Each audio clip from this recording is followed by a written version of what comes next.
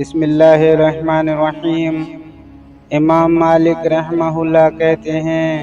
مجھے زید بن اسلم نے خبر دی، انہیں عطا بن یسار نے، ان کو ابو سعید خدری رضی اللہ عنہ نے بتایا کہ انہوں نے رسول اللہ صلی اللہ علیہ وآلہ وسلم کو یہ ارشاد فرماتے ہوئے سنا کہ جب ایک بندہ مسلمان ہو جائے اور اس کا اسلام عمدہ ہو،